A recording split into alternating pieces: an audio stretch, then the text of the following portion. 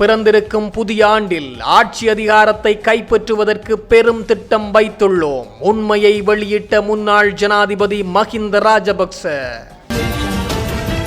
சிறைச்சாலை மருத்துவமனையிலிருந்து மீண்டும் சிறையில் அடைக்கப்பட்ட பிள்ளையான். உயிர்த்த ஞாயிறு குண்டு தாக்குதல் பற்றி அறிய வேண்டுமென்றால் அனுரவின் அரசாங்கத்தில் இருக்கும் இப்ராஹிமிடமே கேட்டு தெரிந்து கொள்ள வேண்டும்.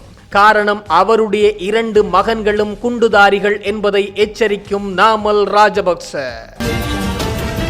இலங்கையில் பௌத்தத்தில் உண்மையான மறுமலர்ச்சி ஏற்பட வேண்டுமாயின் வடக்கு கிழக்கை பௌத்தர்கள் கைப்பற்ற வேண்டும். கடும் கோபத்தில் தெரிவித்த கசபதேரர். ஊழல் குற்றச்சாட்டு தொடர்பில் அதிரடியாக கைது செய்யப்பட்ட முன்னாள் அமைச்சர் பியசேன கமகே பிணையில் விடுதலை.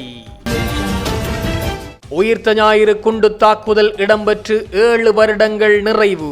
கட்டுவாப்பட்டிய தேவாலயத்திலிருந்து ஆரம்பமாகும் மிக பெரும் பேரணி. இந்த புதிய ஆண்டில் அதிகாரத்தை கைப்பற்றுவதற்கான பாரிய திட்டம் ஒன்று இருப்பதாக முன்னாள் ஜனாதிபதி மஹிந்த ராஜபக்ச தெரிவித்துள்ளார்.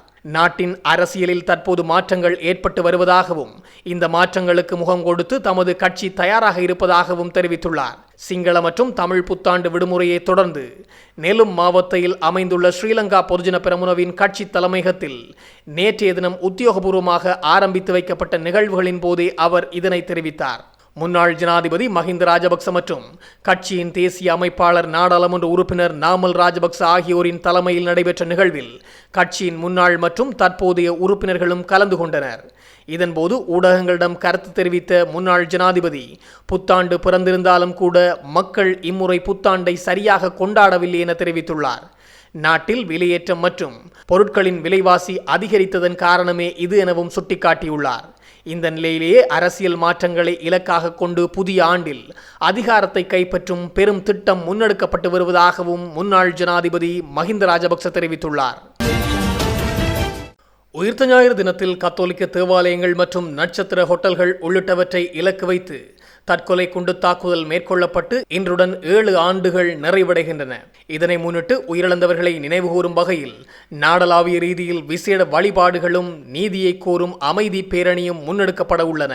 இதற்கமைய இன்று காலை 8:45 மணிக்கு குண்டு வெடித்த நேரத்தில் அனைத்து தேவாலயங்களிலும் மணிகள் ஒலிக்கப்பட்டு 2 நிமிட மௌன அஞ்சலி செலுத்தப்பட்டது. அதனைத் தொடர்ந்து மெழுகுவர்த்திகள் மற்றும் விளக்குகள் ஏற்றி பிரார்த்தனைகள் முன்னெடுக்கப்பட்டது. கொச்சிக்கடை புனித அந்தோனியார் தேவாலயத்தில் பேராயர் மல்கம் கர்தினால் ரஞ்சித் ஆண்டகை தலைமையில் விசேட நினைவேந்தல் நிகழ்வுகள் இடம்பெற்றது. இதில் வெளிநாட்டு தூதுவர் மற்றும் ஏனைய மத தலைவர்களும் கலந்து கொண்டிருந்தனர். உயிரிழந்தவர்களுக்கான நீதியையும் உண்மையையும் வலியுறுத்தி மாலை 4 மணிக்கு நீர்கொழும்பு மேரி ஸ்டெலா கல்லூரி மைதானத்திலும் கட்டுவாப்பட்டிய தேவாலயம் வரையில் பிரார்த்தனை பேரணியும் இடம்பெற உள்ளது. ஜனாதிபதி அனுரகுமார திசாநாயக்கவினால் வலுசக்தி அமைச்சராக அனுர கருணாதிலக்க நியமிக்கப்பட்டுள்ளார். அதன்படி அனுர கருணாதிலக்க நேற்றைய தினம் பிற்பகல் ஜனாதிபதி அலுவலகத்தில் ஜனாதிபதி முன்னிலையில் வலுசக்தி அமைச்சராக சத்திய பிரமாணம் செய்து கொண்டார். வலுசக்தி அமைச்சு பதவிக்கு மேலதிகமாக அவர் துறைமுகங்கள் மற்றும் சிவில் விமான சேவைகள் அமைச்சராகவும் கடமையாற்றி வருகின்றார். பிள்ளையான் எனப்படும் கிழக்கு மாகாண முன்னாள் முதலமைச்சர் சிவனேசத்துறை சந்திரகாந்தன் சிறைச்சாலை மருத்துவமனையில் சிகிச்சை பெற்று வந்த நிலையில் மீண்டும் சிறைச்சாலைக்கு மாற்றப்பட்டுள்ளதாக தகவல் வெளியாகியுள்ளது.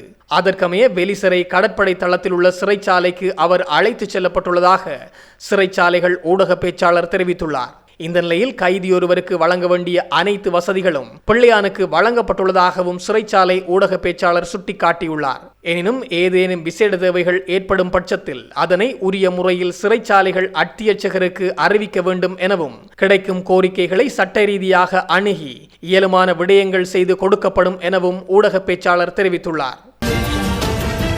உயிர்த்த ஞாயிறு குண்டு தாக்குதலை அரசாங்கம் முழுமையான அரசியல் மயப்படுத்தியுள்ளது.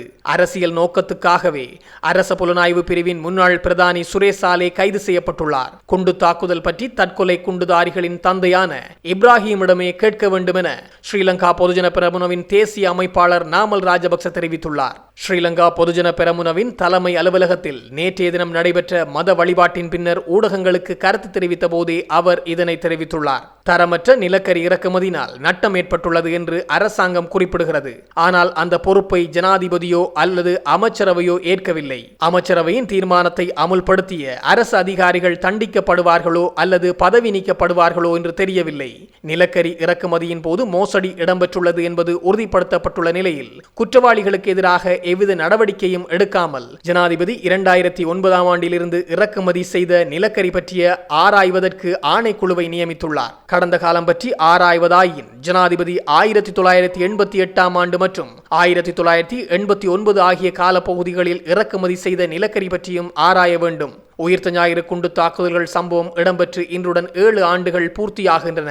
இந்த சம்பவத்தை அரசாங்கம் முழுமையாக அரசியல் மயப்படுத்தியுள்ளது. விசாரணைகள் திரிவுபடுத்தப்பட்டுள்ளன. அரசியல் நோக்கத்திற்காக அரச புலனாய்வு பிரிவின் முன்னாள் பிரதானி சுரேஷ் சாலே கைது செய்யப்பட்டுள்ளார்.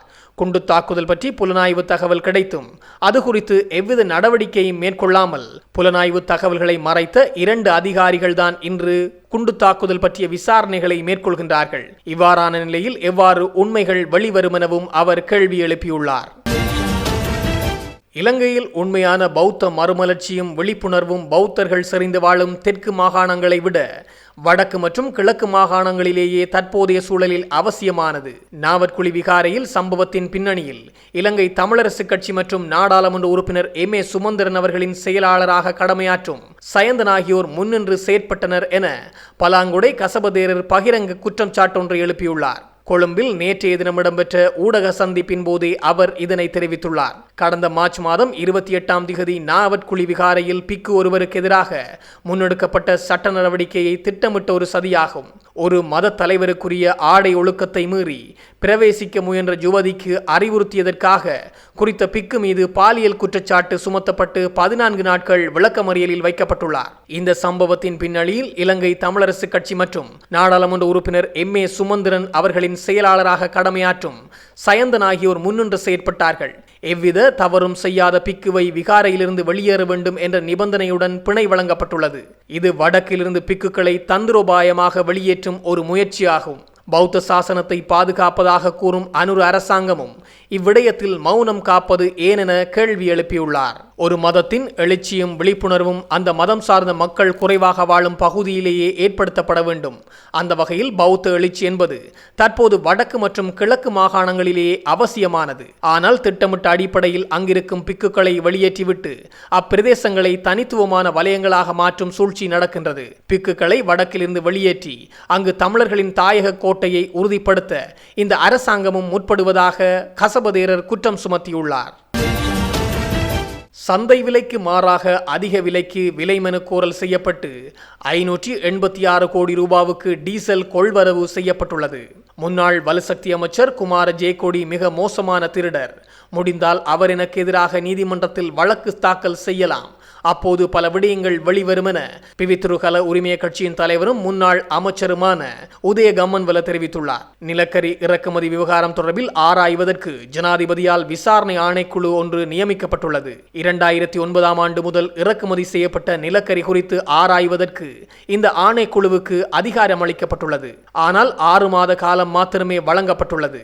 6 மாத காலத்திற்குள் 2009ஆம் ஆண்டு முதல் விசாரணைகளை மேற்கொள்வது சாத்தியமற்றது. அவ்வாறு செயற்பட்டால் 2026ஆம் ஆண்டு நிலக்கரி மோசடி மூடி மறைக்கப்படும். ஆகவே ஆணைக்குழுவின் காலத்தை நீடிக்குமாறும் ஜனாதிபதியிடம் அவர் கோரிக்கை விடுத்துள்ளார். ஆணைக்குழுவுக்கு வழங்கப்படும் சாட்சியங்கள் மற்றும் முன்வைக்கப்படும் விடயங்களின் ரகசியங்கள் பாதுகாக்கப்பட வேண்டும் என்று குறிப்பிடப்படுகிறது. தரமற்ற நிலக்கரி இறக்குமதி செய்யப்பட்டதாக எதிர்க்கட்சிகள் குறிப்பிடுகின்றன. தரமற்ற நிலக்கரி இறக்குமதி செய்யப்படவில்லை, எவ்வித மோசடிகளும் இடம்பெறவில்லை என்று அரசாங்கம் குறிப்பிடுகிறது. ஆகவே நாட்டு மக்கள் மத்தியில் பாரிய சந்தேகம் காணப்படுகிறது. ஆகவே ஆணைக்குழுவின் செயற்பாடுகள் அனைத்தும் வெளிப்படையானதாக இருத்தல் வேண்டும். மக்கள் சகல விடயங்களையும் தெரிந்து கொள்ள வேண்டும் எனவும் உதய கம்மன்வல தெரிவித்துள்ளார். ஊழல் குற்றச்சாட்டுகள் தொடர்பில் லஞ்சம் மற்றும் ஊழல் ஒழிப்பு ஆணைக்குழுவினரால் கைது செய்யப்பட்ட முன்னாள் அமைச்சர் பியசேன கமகேவை பிணையில் விடுவிக்குமாறு கொழும்பு நீதவான் நீதிமன்றம் நேற்றைய தினம் அறிவித்துள்ளது. லஞ்சம் மற்றும் ஊழல் ஒழிப்பு ஆணைக்குழுவின் அதிகாரிகள் மற்றும் சந்தேக நபர் சார்பாக ஆஜரான சட்டத்தரணிகளின் சமர்ப்பணங்களை ஆராய்ந்த பின்னர் கொழும்பு மேலதிக நீதவான் அசங்க S. போதகரம இந்த உத்தரவை பிறப்பித்துள்ளார். சந்தேக நபரான முன்னாள் அமைச்சர் நீதிமன்றத்தில் ஆஜர்படுத்தப்பட்ட போது கடந்த 2015ஆம் ஆண்டு அவர் திறந்த அபிவிருத்தி மற்றும் தொழிற்பயிற்சி அமைச்சராக பதவி வகித்த காலத்தில் உரிய சட்ட முறைகளை மீறி காலி மாவட்டத்தைச் சேர்ந்த 134 பேரை தொழில்நுட்ப கல்வி மற்றும் பயிற்சி திணைக்களத்தில் சிற்றூழியர்களாக நியமித்துள்ளதாக அதிகாரிகள் தெரிவித்துள்ளனர். இவ்வாறு நியமிக்கப்பட்டவர்கள் அனைவரும் அமைச்சின் அரசியல் ஆதரவாளர்கள் என விசாரணைகளில் தெரிய வந்துள்ளது. அத்துடன் ஒழுக்காற்று காரணங்களுக்காக இடமாற்றம் செய்யப்பட்டிருந்த யாழ்ப்பாண தொழில்நுட்ப கல்லூரி பணிப்பாளர் என் ஜோகராஜாவின் இடமாற்றத்தை ரத்து செய்யுமாறு அதிகாரிகளுக்கு அழுத்தம் கொடுத்ததன் மூலம் முன்னாள் அமைச்சர் தனது அதிகாரத்தை துஷ்பிரயோகம் செய்து ஊழல் புரிந்துள்ளதாக லஞ்சம் மற்றும் ஊழல் ஒழிப்பு ஆணைக்குழு நீதிமன்றத்தில் தெரிவித்தது. இதுகுறித்து உரிய உத்தரவை பிறப்பிக்குமாறு அதிகாரிகள் கோரிக்கை விடுத்தனர். விடயங்களை பரிசீலித்த நீதவான் சந்தேக நபரை தலா 20 லட்சம் ரூபாய் பெறுமதியான 2 சரீர பிணைகளில் விடுவிக்க உத்தரவிட்டதுடன் அவருக்கு வெளிநாட்டு பயண தடையும் விதிக்கப்பட்டுள்ளது.